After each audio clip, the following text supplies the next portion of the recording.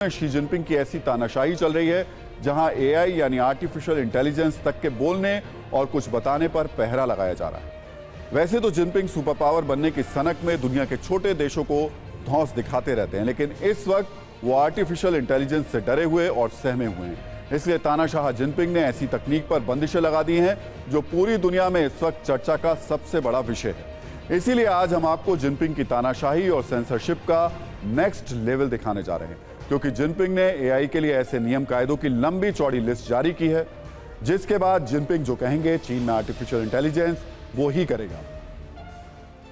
चीन में अब एआई भी जिनपिंग का हर आदेश मानने के लिए मजबूर हो जाएगा। अब चीन में एआई को जिनपिंग का सेवक बनने की शपथ भी लेनी होगी। एआई शी जिनपिंग के इशारों पर लट्टू बनकर नाचने के लिए मजबूर हो जाएगा। यानी जिनपिंग के गलत फैसलों और आर्थिक नीतियों की वजह से चीन कितना भी बर्बाद हो, लेकिन एआई कहेगा जिनपिंग जिंदाबाद। अब हम आपको इसकी वजह भी बताते हैं। दरअसल अब जिनपिंग की कम्युनिस्ट सरकार एआई को भी सेंसर कर रही है।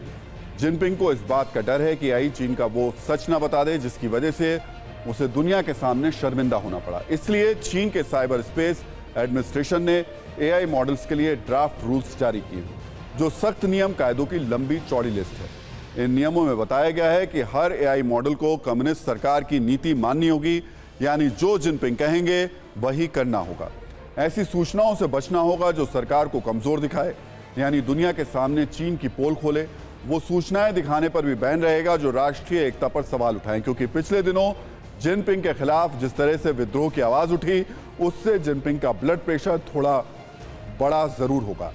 एआई के लिए जो नियम बनाए जा रहे हैं उसके मुताबिक एआई बनाने वाली कंपनियों को चैट बॉट्स के एल्गोरिदम के सरकार के पास पहले से रजिस्टर कराने होंगे, यानी चैट बॉट जिस पैटर्न पर काम करेगा ये भी बताना होगा। चीन के सामाजिक मूल्यों को मजबूती के साथ पेश करना होगा। इसके अलावा नियमों के दायरे से बाहर जाकर कोई टेक्स्ट या तस्वीर बनाना भी बैन होगा। इसलिए इसे आप नियमों से ज्यादा जिनपिंग की फियर फाइल्स भी कह सकते हैं। तो एआई के लिए इन बनाए गए नियमों का सीधा मतलब यह है कि जिनपिंग के राज में उनके या उनकी सरकार के खिलाफ कुछ भी बोलना मना है, फिर वो चाहे आम जनता हो या फिर आर्टिफिशियल इंटेलिजेंस। इसलिए जिनपिंग ने पहले से बता दिया है कि गलवान में भारत ने चीन को जमकर धोया था, इस पर कुछ बोलना या बताना मना है। अगर कोई पूछे क्या कोरोना वायरस चीन से ही फैला, तो बता देना ये झूठ है। जिनपिंग अपने विस्तारवाद वाली सनक की वजह से दूसरे देशों की जमीन हड़पते हैं, इस पर भी कुछ कहा तो खैर नहीं है। चीन छोटे देशों को कर्ज जाल में फंसाता है, ये सच भी बाहर नहीं आना चाहिए। और जिनपिंग के सुपर पावर बनने वाले हसीन सपनों पर भी एआई को जुबान नहीं खोलनी है। यानी अब तक चीन में सिर्फ लोगों की जुबान पर पहरा था। जिनपिंग अपने खिलाफ उठने वाली हर आवाज को सत्ता और तानाशाही के दंड पर कुचल रहे थे, लेकिन अब एआई से जिनपिंग का ये डर आज बहुत लोगों को अच्छा लग रहा होगा। वैसे जिनपिंग को यह तानाशाही विरासत में मिली है, क्योंकि इतिहास गवाह है कि ड्रैगन के खून में तानाशाही है। चीन में सेंसरशिप कहां और किस हद तक है, इस पर सत्ता की कुंजी देखकर आज आप चौंक जाएंगे। क्या आप जानते हैं कि चीन में 4 जून 1989 की तारीख को सर्च करना भी बैन है, क्योंकि इसी दिन चीन के तियानमेन चौक पर बहुत बड़ा नरसंहार हुआ था और सैकड़ों छात्रों को टैंक से कुचलकर मार दिया गया था।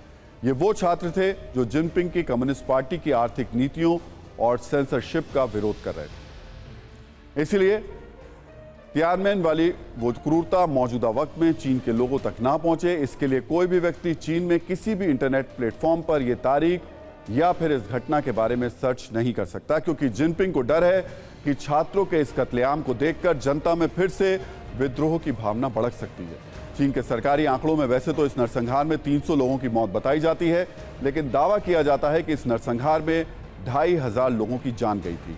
जिनपिंग के देश में सेंसरशिप का आलम यह है कि चीन की सरकार इंटरनेट पर आने वाले हर शब्द की निगरानी करती है। सोशल मीडिया पोस्ट से लेकर सर्च इंजन पर डाले जाने वाले कीवर्ड्स तक हर चीज की समीक्षा होती है।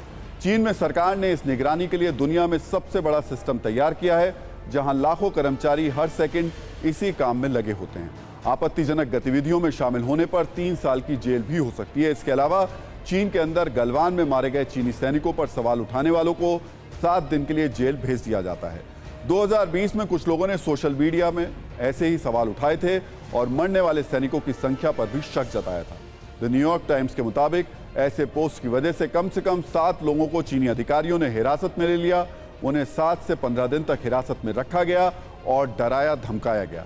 चीन को कोरोना फैक्ट्री भी कहा जाता है, इस बात से हम सब वाकिफ हैं, लेकिन चीन इस सच को छुपाने के लिए पूरा जोर लगाता है।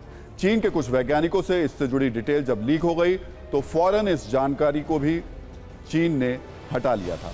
यानी चीन में कदम कदम पर आपको जिनपिंग की तानाशाही के एक नहीं बल्कि कई सबूत देखने के लिए मिल जाएंगे। इसकी गवाही चीन के शू लियांग नाम के एक शख्स से ली जा सकती है, जिसने फरवरी 2023 में स्टार्टअप के तहत एक ऐप बनाया। इसमें एआई के तहत बनाए गए चैटबॉट ने चीन की अर्थव्यवस्था खराब बताई। साथ ही ये भी कहा कि यूक्रेन पर रूस का हमला वॉर ऑफ एग्रेशन था, क्योंकि चीन यूक्रेन पर हुए हमले में रूस का समर्थन करता है कि इसलिए सरकार ने फौरन इस ऐप को ही बंद करवा दिया। यह ऐप आज भी बंद है। लेकिन न्यूज मित्रों के मन में आज एक सवाल यह भी हो सकता है कि आखिर जिनपिंग एआई यानी आर्टिफिशियल इंटेलिजेंस पर बैन क्यों नहीं लगा रहे हैं। दरअसल इसके पीछे भी जिनपिंग की एक बड़ी मजबूरी है। चैट जीपीटी चीन में बैन है, मगर कई चीनी कंपनियां अपने एआई मॉडल्स पर काम कर रही हैं। मौजूदा वक्त में बड़े कॉरपोरेशन से लेकर जापान की सरकारें भी आर्टिफिशियल इंटेलिजेंस की मदद से ही काम कर रही हैं, इसलिए इसमें आर्थिक मुनाफा ज्यादा होने की संभावना है। तभी जिनपिंग एआई को बैन नहीं कर पाए, लेकिन सख्त नियम उसके लिए उन्होंने जरूर बना दिए हैं। इसके अलावा अगर हम देखें तो साल 2021 में चीन का एआई बाजार जो था वो 1.90 लाख करोड़ रुपए का था। साल 2026 तक इसकी जो उम्मीद है वो 5 लाख करोड़ रुपए होने की है, यह अनुमान लगाया जा रहा है। चीन में चैट जीपीटी बैन है। चीनी कंपनियां एआई बेस्ड चैटबॉट इस वक्त वहां पर बना रही हैं। और कोरोना से इकोनॉमी को झटका लगा। एआई आर्थिक निवेश का जरिया है। चीन की मजबूरी है कि उसे आर्टिफिशियल इंटेलिजेंस के जरिए जो उसका नुकसान कोरोना में हुआ उसको एक तरीके से कह सकते हैं कि विकल्प के तौर पर ले रहा है। चीन में बोलने पर पाबंदी है, लिखने पर पाबंदी है, कुछ देखने पर पाबंदी है। यानी चीन मौजूदा वक्त में जिनपिंग का तानाशाही का ऐसा सेंटर है जहां आम जनता के लिए बहुत पैरे हैं। इस पर सत्ता की एक कुंजी देखिए। क्या आप जानते हैं कि चीन में यूट्यूब बैन है? उसकी जगह चीन Youku.com नाम का ऐप इस्तेमाल करता है। चीन की सरकार ने अपने देश में गूगल चलाने की भी अनुमति नहीं दी है, बल्कि चीन में गूगल का ऑप्शन वाइडू सर्च इंजन है। चीन के लोग फेसबुक का इस्तेमाल भी नहीं कर सकते, वहां इसके विकल्प के तौर पर वीचैट यूज किया जाता है। इसी तरह चीन ने ट्विटर वाली नीली चिड़िया के पर भी अपने देश में काट दिए हैं।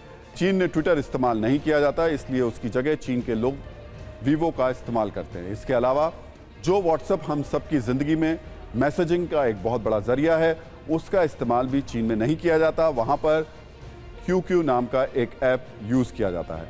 अब जिनपिंग के राज में चैट जीपीटी पर भी पाबंदी लगाई जा चुकी है और अब एआई के लिए तानाशाह जिनपिंग के फरमानों के हंटर चल रहे हैं। तो चीन के राष्ट्रपति शी जिनपिंग चाहते हैं कि एआई यानी आर्टिफिशियल इंटेलिजेंस उनके सामने नतमस्तक रहे।